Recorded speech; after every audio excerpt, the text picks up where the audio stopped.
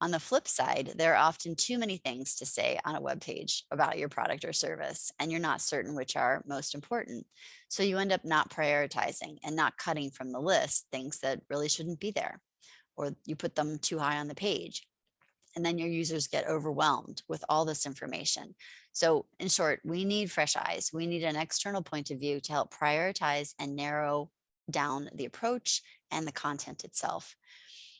So, otherwise you end up with 7 or 8 different things that people need to pay attention to on a single screen length, and it's too much. So, what works is to prioritize and possibly cut effectively.